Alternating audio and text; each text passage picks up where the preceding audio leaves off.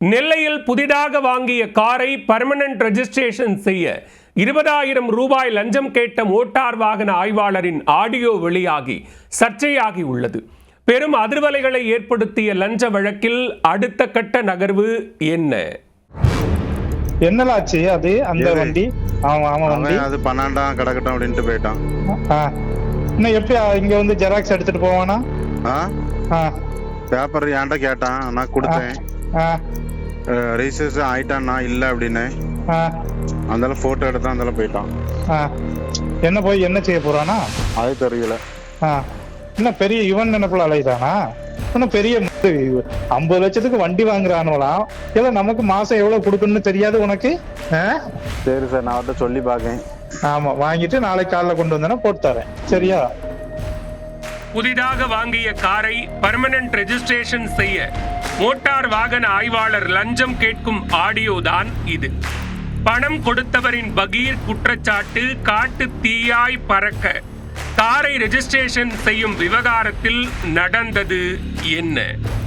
நெல்லை மாவட்டம் வள்ளியூர் பேரூராட்சி 7வது வார்டு திமுக கவுன்சிலராக பொறுப்பு வகிக்கும் சுதாவின் கணவர் சுரேஷ் பாக்யம்.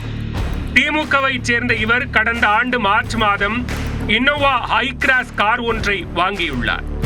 அதனை தற்காலிக ரெஜிஸ்ட்ரேஷன் செய்த நிலையில் கடந்த மாதம் பர்மனன்ட் ரெஜிஸ்ட்ரேஷன் செய்ய வள்ளியூர் ஆர்டிஓ அலுவலகத்தில் விண்ணப்பித்துள்ளார். தாமத கட்டணம், ஆயுட்கால வரி உள்ளிட்ட அரசின் நடவடிக்கைகளுக்காக 4,35,490 ரூபாயை இவர் செலுத்தி அதற்கான ரசீதையும் பெற்றுள்ளார். ஆனால் வள்ளியூர் ஆர்டிஓ அலுவலகத்தில் மோட்டார் வாகன ஆய்வாளராக உள்ள பெருமாள் 20,000 ரூபாய் தந்தால் மட்டுமே வாகனத்தை ரெஜிஸ்ட்ரேஷன் செய்ய முடியும் என கூறியதாக சொல்லப்படுகிறது. ஆனால் சுரேஷ் பாக்கியத்திற்கு லஞ்சம் செலுத்த விருப்பமில்லை. அதனால் சுரேஷ் பாக்கியத்திற்கு ஆதரவாக வள்ளியூர் பேரூராட்சியின் 1வது வார்டு கவுன்சிலர் லாரன்ஸ் மோட்டார் வாகன ஆய்வாளரிடம் தொலைபேசியில் பேசியுள்ளார். அவர்கிட்ட சொன்ன 25 ரூபா சார் கேட்காங்க அப்படின்ட்டு, இது பண்ண கொடுக்கணும், எல்லாரும் கொடுக்க முடியாது அப்படின்னு. அது குறைச்சுதான். அது இன்னும் 40 லட்சத்துக்கு வண்டி எடுப்பான், இது கொடுக்க மாட்டானமா?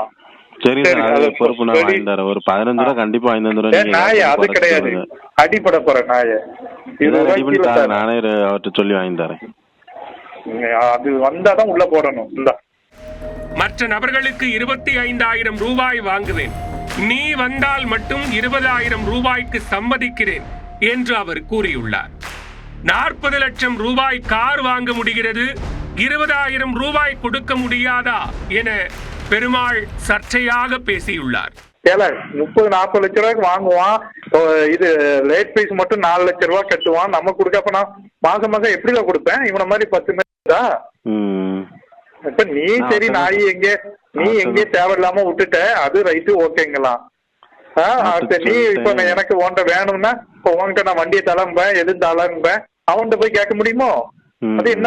இல்லைன்னா ஒண்ணு வேண்டாம், நார்மல் செல்லான கொடுக்கட்டும், ஆர்சி விட்டு ஆர்டர் வாங்கிட்டு வரட்டும், 4 டயர் மாற்றி வரட்டும், கம்பெனியில போய் திருப்பி சர்வீஸ் பண்ணிட்டு ஃபிட்னஸ் வாங்கிட்டு வரட்டும், எல்லாமே எனக்கு வேலை தெரியும். சொல்லுது, புரியுதா? அந்த அளவுக்கு எல்லாம் போண்டா, நான் ஏதாவது சொல்லி வாங்கி தரேன். ஒரு 15 வாங்கி தரேன். அதெல்லாம் கிடையாது, உனக்காக தான் 5 ரூபா குறைச்சிருக்கேன், போட்டு விடுங்க. இது தொடர்பாக சுரேஷ் பாக்கியம் திருநெல்வேலி மாவட்ட லஞ்ச ஒழிப்பு துறையில் புகார் அளித்துள்ளார்.